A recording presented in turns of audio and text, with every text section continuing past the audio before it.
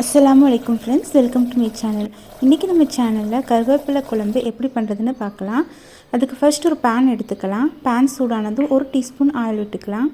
அடுத்ததாக 10 பல் பூண்டு சேர்த்துக்கலாம். கூடவே 1 டீஸ்பூன் குருமிளகு சேர்த்துக்கலாம். இது லைட்டாக பொரிஞ்சதுக்கப்புறமா 2 கைப்பிடி கருவேப்பிலையை நான் நல்லா அலசி எடுத்து வச்சுருக்கேன், அதை சேர்த்துக்கலாம். தண்ணியை நல்லா வடித்து சேர்த்துக்கோங்க. கருவேப்பிலை எண்ணெயில் நல்லா பொரியணும், ஃபுல்லாக ட்ரை ஆகணும். கருவேப்பிலை வந்து நல்லா வணங்கணும், தண்ணி ஃபுல்லாக ட்ரை ஆகணும். கருவேப்பிலை எடுத்து பார்த்தா அது கிறிஸ்பியாக இருக்கணும், அது வரையுமே நல்லா வணக்கலாம். கருவேப்பிலை நல்லா வணங்கினதுக்கப்புறமா ஸ்டவ் ஆஃப் பண்ணி நல்லா ஆற வச்சிடலாம். ஆற வச்சுட்டு மிக்ஸி ஜாரில் போட்டு பவுடர் ஆக்கிக்கலாம்.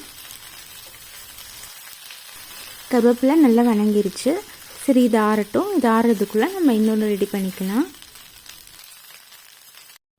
அதுக்கு ஒரு பாத்திரம் எடுத்துக்கலாம். ஆயில் வந்து 2 டேபிள் ஸ்பூன் விட்டுக்கலாம். நான் கடலெண்ணெய் சேர்த்துருக்கேன். நல்லெண்ணெய் சேர்த்துனிங்கன்னா இன்னும் ரொம்ப நல்லது.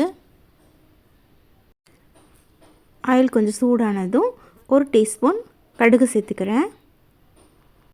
நெக்ஸ்ட்டு 1/2 டீஸ்பூன் வெந்தயம், 1 கொத்து கருவேப்பிலை, 10 பல் பூண்டு, நல்ல ஒரு பெரிய கைப்பிடி சின்ன வெங்காயம் எடுத்திருக்கேன். இது நீங்கள் பாதியாக கட் பண்ணி கூட சேர்த்திக்கலாம். இப்போ எல்லாத்தையும் ஒரு சேர நல்லா வணக்கி விட்டுக்கலாம். வெங்காயம் நல்லா வணங்கணும். கொஞ்சமாக கல்லுப்பு சேர்த்திக்கலாம். உப்பு சேர்த்தா வெங்காயம் சீக்கிரம் வணங்கிடும்.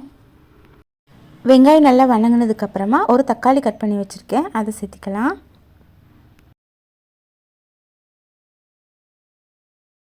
நெக்ஸ்ட்டு 1 டீஸ்பூன் மிளகாய்த்தூள், 1/2 டீஸ்பூன் மல்லித்தூள், 1 டீஸ்பூன் சீரகத்தூள், ஒரு 1/4 டீஸ்பூன் மஞ்சத்தூள், இதெல்லாம் சேர்த்து எல்லாத்தையும் வணக்கி விட்டுக்கலாம். அடுத்ததாக நம்ம ரெடி பண்ணி வச்சுருக்க கருவேப்பிலையை இதில் சேர்த்திக்கலாம். மிக்ஸி ஜாரை அலசி அந்த தண்ணியை இதில் ஊற்றிக்கலாம். லைட்டாக கொதி வரட்டும். கொதி வந்ததுக்கப்புறமா ஒரு எலுமிச்சைப்பழ அளவு சைஸில் புளியை எடுத்து கரைச்சி வச்சுருக்கேன். அந்த புளி தண்ணியும் இதில் சேர்த்து நல்லா கொதிக்க விடலாம். குழம்பு நல்லா கொதித்து வந்ததுக்கப்புறமா நம்ம கொஞ்சம் வெல்லத்தை சேர்த்திக்கலாம்.